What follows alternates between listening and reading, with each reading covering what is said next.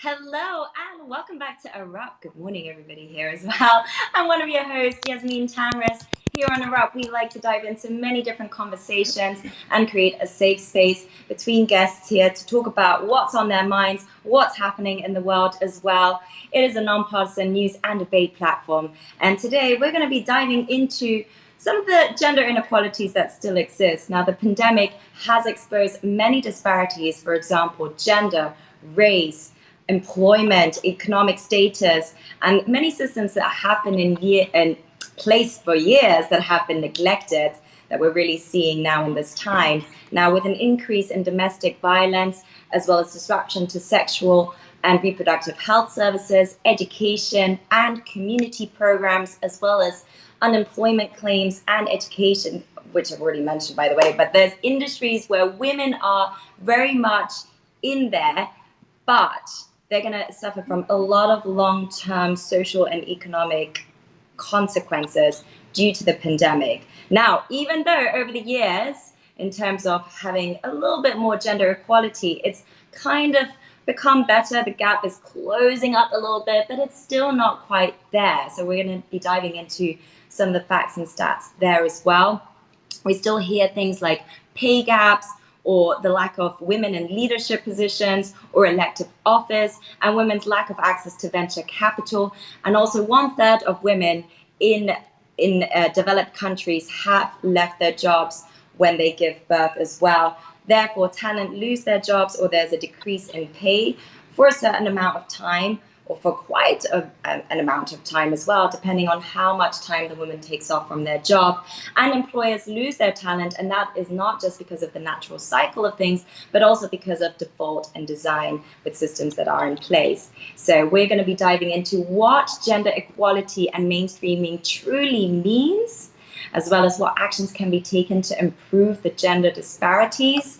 And so we're going to be talking to a couple of new female empowered women here. I am so honored to be joined here by Rita, Kakati-Shah, and Toren. Thank you so much for joining us here on ERUPT today. How are you both doing? Doing great. Thanks for having us. Amazing. I just have to note here, so we all come from the same university, however, different courses, different years, and yet we managed to meet somehow across the pond here in America.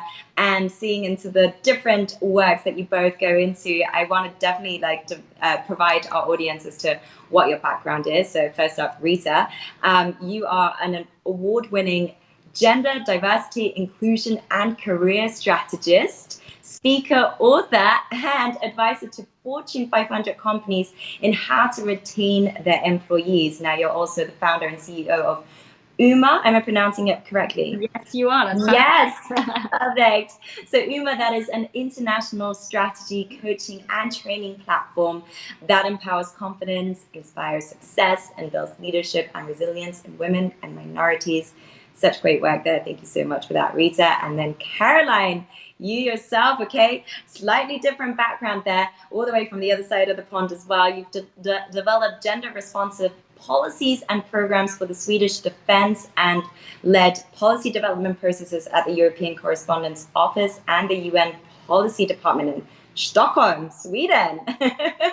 And you oversaw the EU civilians and military crisis management missions and advocated for the implementation of women, peace and security agenda in the EU's external relations in Brussels. And you're the founder and CEO of Refolda, that also helps build organizations' capacity to apply an intersectional lens, which I'm going to question you on that, what that is, to the design, implementation, and monitoring and evaluation of policies, programs, services to unlock the advantages of gender equality and the impacts of that. And also you're part of the Inspiring Girls USA that connects female entrepreneurs or females from different spaces with girls.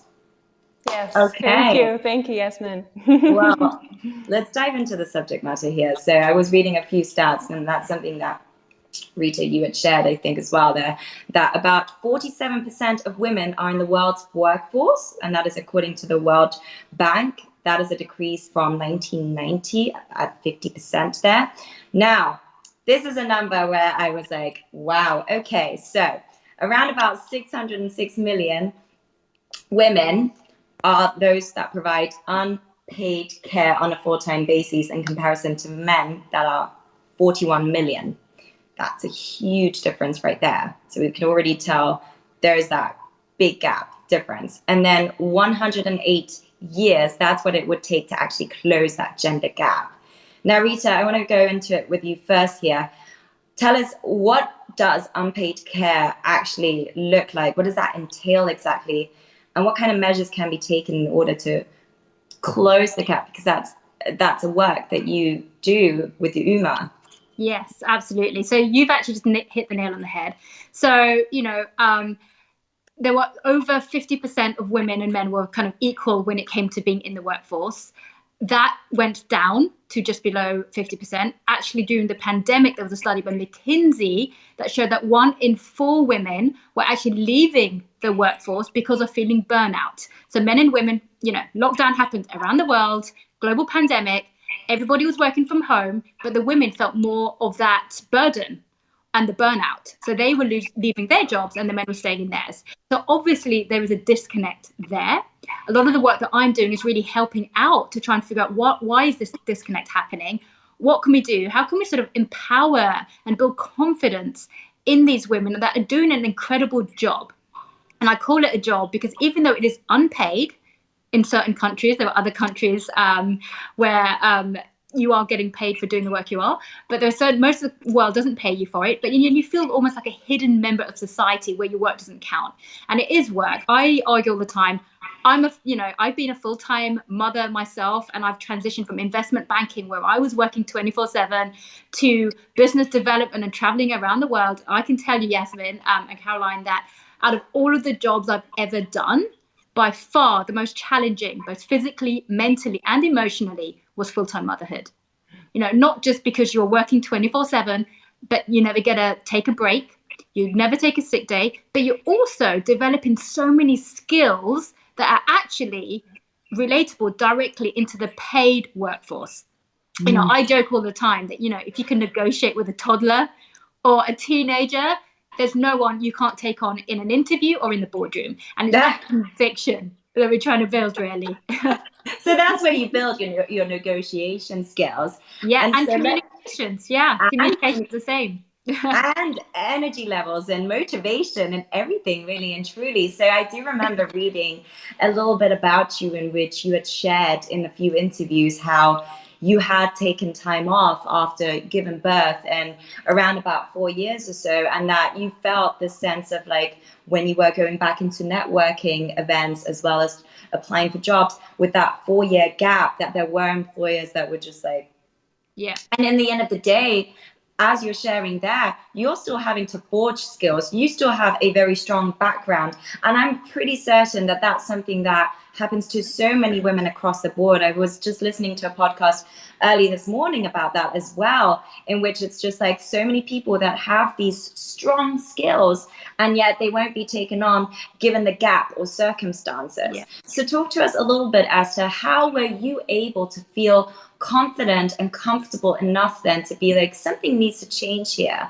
Yeah. And what can I do in order to change that? And now with your work that you do at UMA, what kind of guidance do you provide to women that wish to get back into the workforce after a long time, or having to even want to create their own, let's say, as an entrepreneur, their own business, but do need to supplement that with a job? Yeah, no, absolutely. I mean, when I was looking to go back into the paid workforce again, I was surprised at the conversations that I was having. A professional coming out and building up so many more skills. People were suddenly seeing me as being not so ambitious anymore and being a quitter, not a go-getter. And I would argue it was absolutely the opposite, given my background as being that full-time mother. And here's the thing, I looked into it. I thought, why are people around me thinking I'm not quite there? And here's the thing, Harvard Business Review did a study a few years ago, and it actually showed that if 2 people were to submit their resume and they were to show there was a gap on your resume, if that gap, and the reason quoted was motherhood, you are 51% less likely to be called for an interview than if that gap was because you had been fired from a job. And that's the reality. This is men and women. So there's no sort of gender disparity in who's doing the choices. There's that inbred sort of bias that's in our heads that says that if you chose to leave the workforce, you are a quitter. If you were let go, oh, poor hardworking person, it was out of their hands. So it's a mentality thing that how can you put your career first, especially in the US, where we're located at the moment. It's a machine. It treats work as being the driving force of society.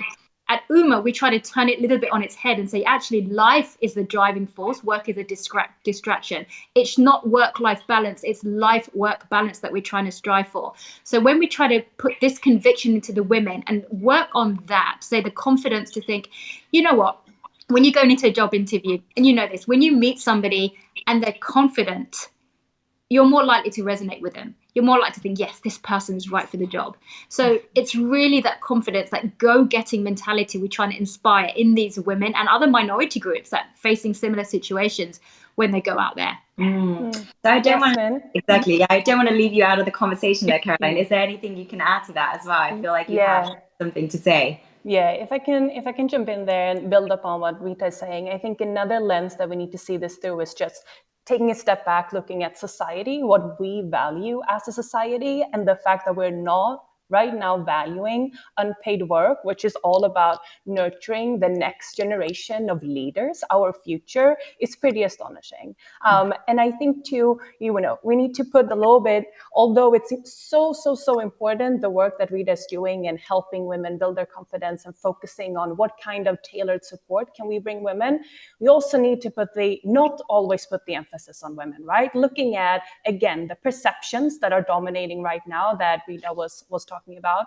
and also what are the systems and processes and values in place that we need to change, and looking at it from from top to down, from government, organizational level, in order to really move the needle. Well, that's definitely okay. Let's glide into that direction then, Caroline, because that's definitely some of the work that you also dive into. Explain to us exactly, and this is related to Refolder, your work as well. What is gender mainstreaming then, in terms of having to look at the systems that are in place, not just on an individual level, but also on, a bigger context here, like what you're saying in terms of governments and such as well. What is gender mainstreaming and where did it stem from? Yeah, thank you. So gender mainstreaming is basically a methodology to operationalize gender equality. Gender equality can always be thought of as a pretty abstract concept, but there is a way to use it as a working method. And this methodology stemmed from primarily the international development sector, that's been using in a lot of international development programs in low-income to mid-income countries in order to not only advance gender equality and equity, but also increase impact of the programs, increase the wealth of the communities, wealth of families, which essentially helps grow the economy, right? Helps grow the GDP, which in itself then provides more money for government services. So it's all like a methodology that really helps provide and create this good growing circle, I would say. And what it is in a nutshell is that you look at the way that you design, implement, monitor, and evaluate a product, a service, a policy, a program through an intersectional gender lens. And intersectional means that you look at factors beyond gender. We're not only defined by gender, right? We have a certain race and ethnicity, age, maybe we have a disability, we need to use as our language skills, religion, culture beliefs. There's so many things that are defining us, defining our needs, our experiences, and our opportunities. And in order to really tailor to them and address them, we need to use a more comprehensive framework. So that is what it is in a nutshell. And there's so many benefits with it. This is typically based on my experience. This is often perceived as kind of an additional work burden. But I think as soon as people start to understand how it can really help them in their work, how it can increase the impact of their program, it can, and Rita will talk to this more, how it can reduce your costs from your HR budgets and increase profits, that they really start to see the benefits and want to take it on. But again, we're all working in incredibly busy working environments. And so in order to kind of introduce this working method and get people on board, you need to take one step at a time. You need to really meet them where they are, listen to what their needs are, and do it in a very targeted way. Oftentimes, going back to perceptions, I think gender equality and women's issues, it's associated with only childcare, or it's kind of a narrow approach that we take with. Whether with gender mainstreaming, as the name pertains, it's about mainstreaming this into everything we do across all industries. And I think that is a narrative that we want to kind of push and promote more, that really every issue is a gender issue, and the more the society accepts that, the more we will grow, and we'll be able to help people and help people thrive. Mm-hmm. Okay, I want to bridge that connection there. Yeah. That you did so nicely. Okay, so going into Rita's work related to that, what are some of the things that you've noticed when you do help women get back into the workforce, and when you also deal with the companies and the retention numbers and such, and the actual positive impact of maintaining women in the workforce?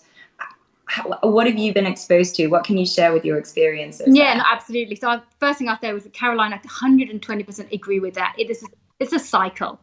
It's a cycle, and a lot of the work we actually do is, yes, it's with women, but we also do a lot of work with school children at schools, because society starts from our little ones and their generation. I have 2 young children myself, and I hear the conversations they have. It starts from the children, and it's not just the girls, it's the girls and boys. Because when we talk about gender equality, we can't just be in a room full of just girls or women. You have to have boys, you have to have men in the discussion, because you can't be equal otherwise. And it starts from society. It starts from the conversations you have around the dinner table. Little things like you go home and you're having that Sunday evening dinner with your family. Do phrases like, "Ooh, the man's got to sit at the head of the table," get raised, for example. Or things like, who's going to cut the turkey or whatnot. Or you go to somebody's house at the weekend for a barbecue. It's a summer now, and you generally see most of the women around the kitchen and the men out front cooking their steaks and things. It's little gender stereotypes which we've all seen and we all do. So it's things like that. These are conversations about how we can help with society. The Federal Bank of St. Louis, quite a few years ago, did a study actually on this to show that men that had working mothers were more gender neutral and equal themselves, and they were better bosses. So by having these conversations early on, by showing the importance of work and the respect, because remember, in the olden day, it wasn't always traditional for women to work after rearing children. They would have their children and they would stay to look after them. It's more of a modern post-war thing, really, because it was just convenience, it was facilities, it was safety, that people have now started to think, okay, let's go back. So a lot of the rules were very archaic, and they've stayed that way. Maternity leave in the first place, why was it even deemed there? Why? Because, back then the doctor said, well, it's safer for the women to be at home, they're rearing the next generation. You know what? Let's pay the men slightly more, because we know the women are going to be off. That way they can help. And it stayed that way.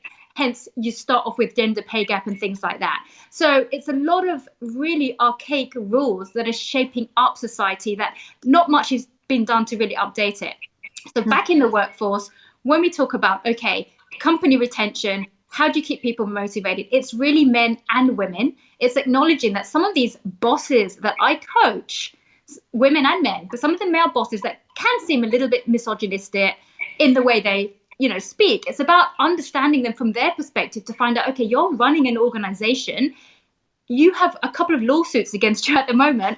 Let's try to figure out how not to do that. And a lot of it is because they didn't have that inspiration from above, and they observed a lot of what kids pick up is what they observe going on in their own households.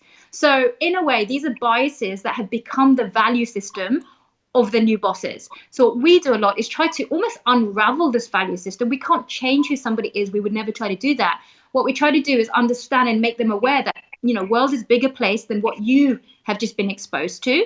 In order to become better on the retention statistics, remember, 79% of people leave the workforce when they don't feel a sense of belonging, when they feel left out. Of that 79%, 53% cited, and according to Career Ladder, that the reason was because they had a bad boss. So you might have a company with glossing statistics and a beautiful marketing showing gender equality, diversity and inclusion, but under the covers, if the boss doesn't get it, and these usually male bosses, can be women too, someone is going to leave. And if they leave, it takes between 2.5 and 3 times a person's existing salary to hire and replace somebody new. HR costs, legal costs, technical onboarding, plus the company culture, something that's very, very hard to replace. So there's so many costs out there that it really makes sense for a company, and it's in their best interest to retain their members of staff. And then when Caroline was talking about gender equality and why we need women and men equally, McKinsey again did another study about 3 years ago now that showed that if men and women were on the same playing field, had exactly the same jobs, and were there together, the global GDP would be increased by $28 trillion by 2025. And that's just if there was equality. So companies know it's actually in their best interest to help maintain that. So they know this, so why isn't it so much applied?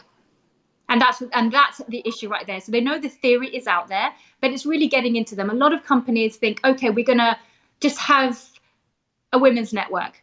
Boom, we've done gender equality. Or we're going to have a diversity group over there. Boom, okay, we've checked the box for another sort of ethnic minority. But they don't actually get it. It's the bosses. It's the ultimately, unless they understand it, they get what's going on, people are going to leave. So when we talk about, gender equality, I've got pulled into so many just, talks and seminars all the time run by women's networks. And my first question is, where are the men? If you want me to make a difference, where are the men? And then there's sometimes pulling a couple of managers. I said, no, I need to see, it needs to be equal. If you're asking me to talk about gender equality, let's change the audience. And people don't quite get that enough, but it's one person at a time. It's grassroots. As Caroline's mentioned, it's grassroots. You have one person that understands the message, they pass it on.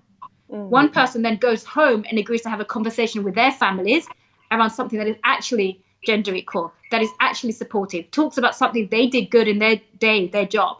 And that's how it passes on and it inspires the next generation. So I want to come back to you. So I'm going to go first to Caroline, but I do want to come back to you and just ask you, so bear that in mind for later, as to how does UMA then come into an organization and basically just like equalize it better there as well.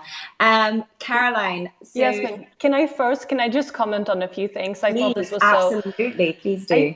I think it's so interesting, although we know all the benefits from using an intersectional gender lens. Again, increasing your profits, reducing costs, just employee satisfaction, increasing employee satisfaction. Many times, as Rita was referencing, the starting point for bringing in a gender equality or diversity and inclusion expert, it starts with these lawsuits.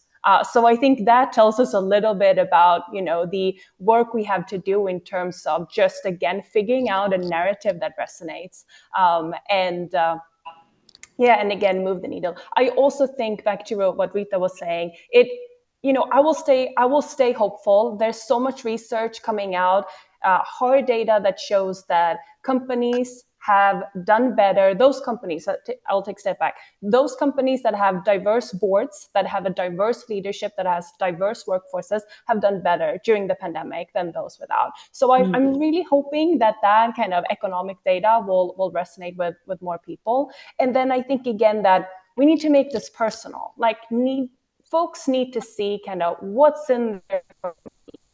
And I think, Rita, I think maybe I stole this example for you or realized it when I read some of your research. But going back to the workforce and the diversity of workforce, there's research showing that asset management firms that manage our pension funds, retirement money, those firms who have more gender balanced workforces, they perform better. And what does that mean?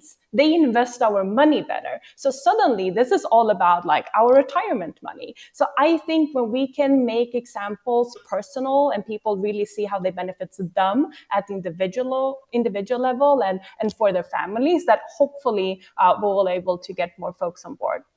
Wow. Very I'm nodding. This is totally, yeah, absolutely. Yeah. Well, then, Rita, so how does it work, for instance? You come into an organization, you're basically having to restructure a root problem there. How long does it really take to rectify a situation? Yeah, I mean, that's a great point. Usually it's a fly on the wall approach initially to kind of observe what's going on. To Caroline's point, and I mentioned it as well, that it's usually something that's forced somebody to pick up the phone and call up UMA to call me out personally. And it's generally a complaint, a lawsuit itself, which is the extreme, or just something people are just leaving in droves and they're trying to figure out, okay, we need help with this. And it's unfortunately taking that to realize when these companies then go back and look at their exit interviews, go back and look at their 360 reviews and little things that the ones who left have actually said, they think, oh, wow, it was there all along. We could have done something about it, you know. So a lot of it is actually just putting things down, observing, taking the time to just reset, and then getting people to understand why are they doing this in the first place. One thing I want to make sure that they're not just doing it, not hiring me, hiring Uma, because it's just a check the box exercise. A lot of companies do that. Events of last year was very racially charged. So my company got hired a lot just to kind of check the box. So the first thing what I would do is, okay, why are you doing this? How does it affect you?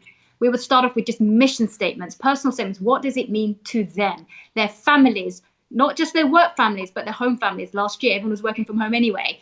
So everything was merged together, and really find out from there. You start from the root of it. What does it mean to you? Let's deep dive into your own upbringing. What did you have? And can you share examples of how you resonated with the situation? Because quite often people run away from a situation that they're not familiar with, and it comes across as just sort of brushing someone off or being prejudiced in some way. Whereas actually it's because they want to stay away from something that they don't know how to handle or they're just not used to. And sort of understanding where it comes from and the root is one way. And then finding out, you know, we love to do just roundtables and really breaking down into what is that leadership modality? Who are the clients that the company is servicing? Ultimately, if you're having a diverse and inclusive board, it needs to service your clientele, the communities that are there for you. You know, for example, if you're in certain neighborhoods, there is no point of hiring people from all over the world if you're only having people in certain products that will only benefit a certain area. And people don't always realize that. You know, I had one of my companies, it was a multinational, that the events of last year were, you know, very much to do with Black Lives Matter and the murder of George Floyd. And I was having to give the similar training to their several US offices, their UK, their European office, and their India office as well. And the first thing I said was, I can't give this same agenda to India. They, you know, they know what the news is, but they have issues with caste system. They have issues with witchcraft and 4 years girls getting raped right now. Why is it relevant? What's going on here? So it's almost like, how do you be relevant? When Caroline mentioned intersectionality, people tend to pigeonhole a lot. They think, okay, this is one issue. We're a global now. Let's make this the issue everyone else, without thinking, what is the relevance and are you really looking into it? Gender equality means something different in different parts of the world. It means something different from a cultural perspective. There are certain areas of the Middle East where we might think women are oppressed. From their perspective, they feel empowered. So it really depends on how you look at it. You know, how you look at it. From their perspective, in their lifestyle, in their lives, can they become the best that they absolutely can in whatever way they want to do? Are they able to do that? Okay, that so for them is equality.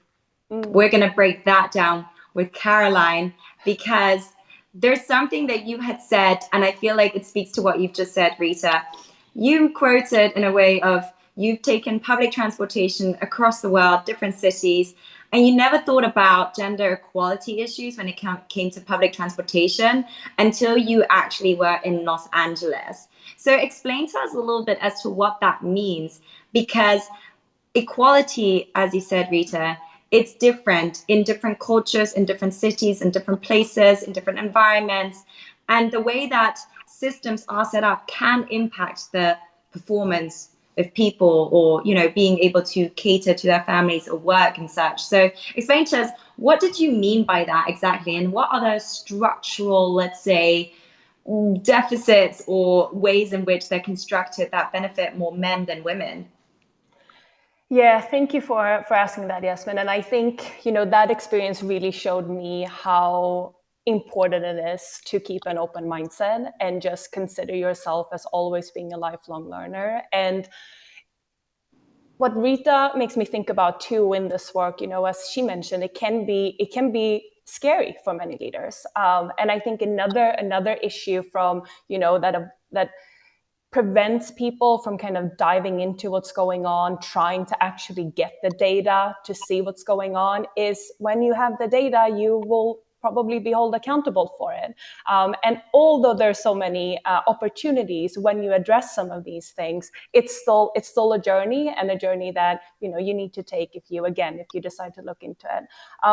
I'm also, Rita, you also make me think about another aspect of this that I think is important to bring up, and that is the importance of creating a space to have these conversations. And that is so important, Rita, when you do your work in all these different contexts, like this needs to be participatory. I never consider myself to have all the answers, never. But what we are trying to do, and what leaders, I hope the leaders will continue to do, is to ask the questions, allow space to have the hard conversations, and to take it from there. Because if we don't, similarly to how we need to engage both girls and boys in these conversations, we need to have folks being part of designing the solutions.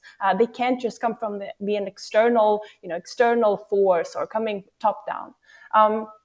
But going back a little bit about my experience just using public transportation. Again, I grew up in Stockholm, have traveled in Brussels and in London, and the public transportation system, they work pretty well there. And although I had been working on gender equality, again, starting with kind of the peace and security context, I hadn't been thinking about it in many other aspects, in many other industries. And so this all, again, comes back to the importance of pushing this narrative that every issue is a gender issue. So when I started to work in LA City, I had the opportunity to work on mobility, and had this, awareness that yes, of course, men and women have different mobility needs and different mobility patterns. And this go back to the start of our conversation when we talked about caregiving. Our mobility needs is still very driven by gender roles and social norms. If you compare kind of the overview is men tend to drive back into work, and that's kind of the mobility pattern, whereas women, they take their kids to work, they help take care of their elder relatives, they take someone to go see a doctor, they used to take public transportation much more, they walk much more, they use the city and the city infrastructure in totally different ways. And so when we start to investigate what those needs look like, what those mobility patterns looks like, suddenly we can start to build the city that addresses both needs. And there's several different issues that I think are so interesting, and I would highly recommend everyone to read a book called Invisible Women by Carolina Criado Perez. That book has helped me so much because, again, I was looking, when I started this work, starting in the development sector, really trying to find examples that I could bring to local governments in the US, and I couldn't really find them. But here suddenly there's a whole book that talks about office buildings temperatures. They talk about Alexa, voice or speech recognition. They talk about everything that kind of both at home and as soon as we walk outside of the door, we can relate to these examples. Car design, car safety, there's so many. And so, yeah, I highly recommend everyone to dive into that book and get an understanding of really how there's been historically just so many products, designs that haven't been designed with women's needs being accounted for, and it has severe impacts. Sometimes when I bring up some of these examples, people, they shrug their shoulders. They're like, yeah, so what? But I mean, car safety, there's higher mortality rates for women because of the design, and so it has truly severe impacts that we really need to pay attention to and to address. That's really fascinating stuff right there. I'm glad. Just want to add to that, actually. Speaking of the functionality and the book, actually, the office, for example, if you go to the office, any office really, it's generally set at a temperature which is optimal to the male body, which is set 2 degrees lower to our optimal physiology. So you walk into the office and we're walking into a male working space. And when you're talking about apps, your Apple Watch, for example, and you're talking about your fitness apps and whatnot, how much is there looking at, women's hormones and the fact that we fluctuate in the way we do things on different parts of the month? There isn't any. So to your point, we are equipped, and these are designed by men. All of these things are designed by men. So there needs to be a lot more out there. It's a whole systemic system overhaul, I think, really, that needs happening. Well, And yes, when Rita speaks, it really makes me just understand how important it is to really explain the examples, and I think it also brings us back to the need of really investing in data collection systems and assessing the data that we collect. And another of those, I mentioned Alexa, and so there's research that shows that Google's speech recognition software was 70% more likely to understand a man's voice, a male voice, compared to a woman's. Yeah. And you dig into it, and hold them below. They were the technology that was designed. These algorithms had been fed and trained with a majority of male voices, and so of course they won't respond as well to women. And again, there's so many consequences to this, and one of the main ones, of course, for women to pay the same price for a product that is entirely inferior to what a man purchases. Those are some really fascinating examples and points right there. And it's actually really funny that you mentioned Alexa, because as of very recently, they've just brought out a male Alexa. It's a very different name, of course, not called Alexa, but it's a male voice. And my initial thinking there when February 13th, 2022. I'm sorry. Oh, she responded. I cannot that's say a good thing now. Oh, there we go. It worked. It worked.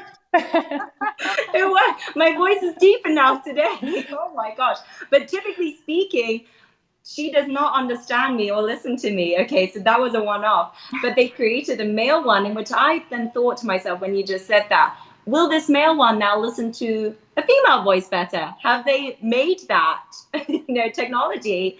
So it's the reverse. I don't know. But it's fascinating. And to your point, Rita, about the hormonal balances and checking ins, it's obviously nothing that's really been built in. And yeah, I always feel cold in the office, and men always feel quite warm. So that makes absolute sense. Therefore, what you're both highlighting there is that because of these designs, women can't even perform on an optimal level.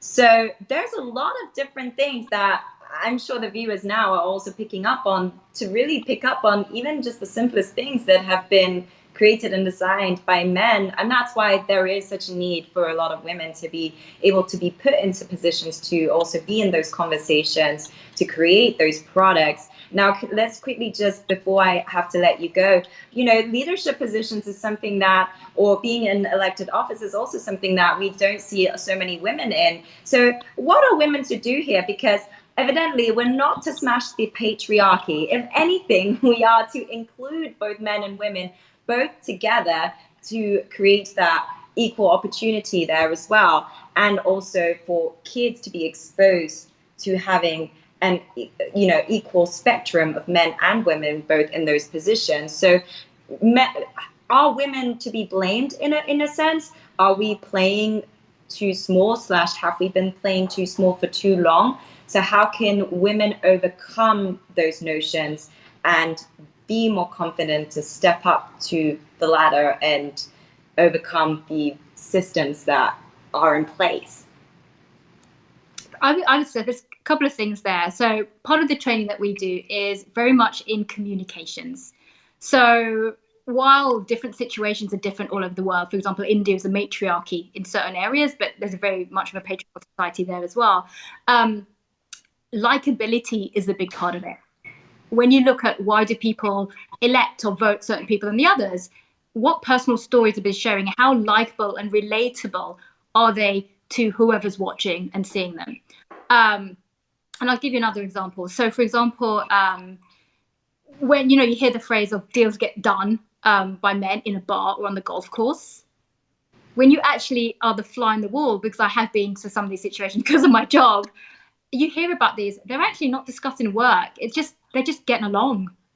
They're just getting along and just talking about just anything about the sun and getting to know each other. And when this, that's a good guy, I trust them to, who are you thinking of this project? I know someone in that department.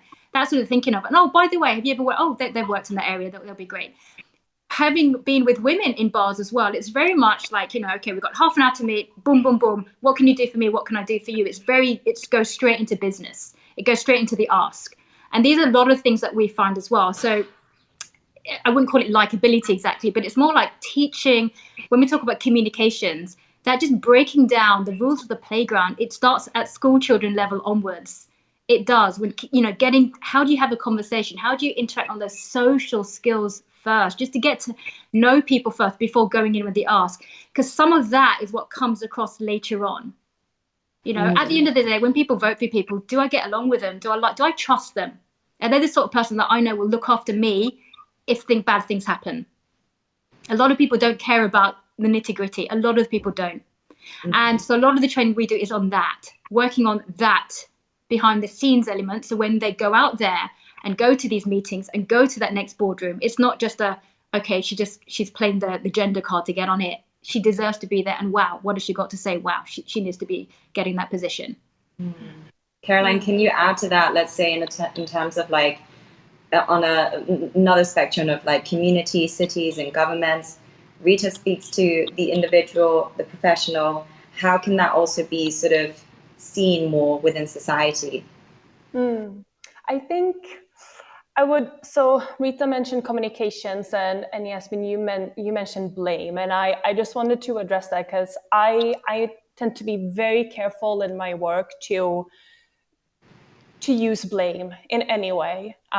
Rita, I'm curious to hear your thoughts on that, but you want again to create an environment where people feel included, where they feel safe, and where they are not attacked, and when they feel open. Like, you need to put people in an environment where they feel open to a new idea, and so I would always be careful with that. And in order to create kind of a productive environment where we have mixed groups that can kind of workshop and brainstorm solutions, because again, it takes so much work. In terms of this leadership questions, I find it so hard. There's so many things that needs to be done at all levels, from all aspects. When Rita speaks, it also makes me think about the cultural differences again, how we elect leaders, and the kind of the voters' relationship to elected officials in the US compared to Sweden or other Scandinavian countries is very, very different. I think something that I found interesting, and that we need to kind of work towards, is always kind of this threshold of the number of women that we need to have around the table in a room for them to be effective. I think that's very interesting, is something that we should really try to focus in on. Rita, I don't know, I can't remember if it's you need to have at least three women in the boardroom. It's 3%, but there needs to be more than one woman. And again, it's creating those systems that help women climb the ladder. And we talked a little bit about this at the beginning, but it's everything from the new child tax, the tax credit, to seeing childcare as an essential part of our infrastructure and our economy, providing flexible work arrangements, providing returnships. Our economy is changing. We need to provide opportunities to reskill. So there's again, having said that, it's not rocket science. I feel like we stand in front of this, like we have all the solutions, and we just really need to walk the walk. So again, it's there's so many opportunities in actually changing things for the better here. Okay, so final question here, because I know both of you are in those sort of positions where it seems like you have to infiltrate a lot of very male-dominant environments. So how do you both deal with overcoming that to feel like, here, it's my right to be here? And I'm sure that by you being placed there, that's sort of an opportunity that already opens the door slightly to bring more women into that space. But how do you overcome that sentiment when you do enter a space like that? Yeah, so for me, I mean, I started my career in finance, where I was one of very few women on the trading floor of an investment bank in London. So I'm used to being like the only woman in a lot of places. And I remember when I first walked into my first ever room, doing my first ever pan-European morning wrap at 6 a.m. in the morning. And I was like, oh gosh, nobody is listening to me. What happens? And I used to observe what's going on. It wasn't because I was a girl, a woman. It was more because it's how you get it across. So as the years have gone by, and we're talking like 25 plus years now, so it's basically, it's quality over quantity, right? What is it you're trying to say? When I go into a meeting, when I'm trying to pitch to somebody, and similarly, I'm trying to advise and coach someone to pitch to somebody else, in that room, what are you trying to do? What is your aim? What does the decision maker need to do in their company that will absolutely groundbreaking change their company's life forever? They care about profits, they care about people, but it needs to benefit them. So if you go in initially and just literally, I would say less is more, with a few examples of how you can benefit them, pick up what is the problem with the current infrastructure, how you can absolutely pinpoint it and outline very succinctly, very like an elevator pitch version of how you can actually see what that solution is, you're in there. So it's always less is more. Women and men, when we go into one of the communications classes that I teach, we talk about a report versus rapport style. When you're going in and you're convincing someone, you need to be doing the reporting style. Boom, boom, boom. You're not there to, that's not the time to be building up, empathetic relationships. You have to go straight in to the decision maker. What is it they want to see? And you're in there. There's no room for then mansplaining, phrase that, people talk about all the time, where somebody's gone in and usually a male colleague comes in a few minutes later, paraphrases what the woman has said and takes credit for it. But there's no room for that if you do the reporting style and you practice the elevator pitch. Caroline, what's your final tip there? Yeah. I want to preface this with, I don't have any magical solution. And I think everyone has a unique, find themselves in a unique context, or, it's very individual. But similarly to Rita, I got kind of an early training in this by having my first real job at the Defense Department. So you can imagine that kind of environment. I was probably 10 plus years younger than everyone else, everyone in military uniforms. And I was just like still learning about the world, about society, about patriarchy, about all these things that we have discussed today. But lately what I realized, and when I think back of these moments, it's like when you feel uncomfortable, you grow. Every moment you find yourself, you feel uncomfortable, you can remember you're growing in that exact moment. But more kind of tactical or advice, I guess. I always come prepared, as Rita says, like do the homework, try to really figure out how you can help, or what's your purpose there. I have always taken a more collaborative approach. And along those lines, I always think, you want to kind of seek out the decision maker, or the main kind of the person in power, and start building your relationships there. And then keeping in mind kind of the long game. It's, you're not walking into a room and will make a difference, or, will be celebrated immediately necessarily. It's like, it's thinking about the long game. And with every meeting, you will probably feel more comfortable and have maybe being recognized more. But yeah, I think those are always good things to keep in mind. Well, thank you so much, Caroline and Rita, for sharing those advice and also bringing a lot of information. You're both obviously the new faces of female empowerment there, so thank you so much for your work there and for creating awareness as to what some of the discrepancies still are and how to be able to change those as well. Of course, it's not something that can magically happen overnight, but it is a work in progress. And as you've both mentioned there, these are conversations to be had and to be spread as well. Now, before I let you two go, where can people find you? And is there anything else you would like to add before I let you go? Rita, you start. I always tell people I've got a catchphrase that everyone has that inner spirit, that inner goddess of go-getting inside all of them. So that's all you got to know. You have it already inside you. You just take a deep breath and you go for it. In terms of where people can find me, I'm on LinkedIn. So my name, I don't know if it's going to come out on the other version, but it's just Rita Kakati-Shah. You can find me on LinkedIn. If you want to get in touch with Uma, it's info@bebold.com. That's BEUMA BEBOLD.com. Amazing. Stay wonderful. I will echo Rita's first statement, and that you can find me on LinkedIn as well as on our website, refolda.com. Incredible. Well, again, thank you so much, Rita and Caroline, for your time. Well, there you have it, everyone. Please do stay tuned for more on ERUPT. Follow us as well on Instagram @ERUPT now. And if you'd like to request to be a speaker, you can do that over in the settings. I'm your host, Yasmine Tanres. Do stay tuned for more. Thank you so much again, Rita and Caroline.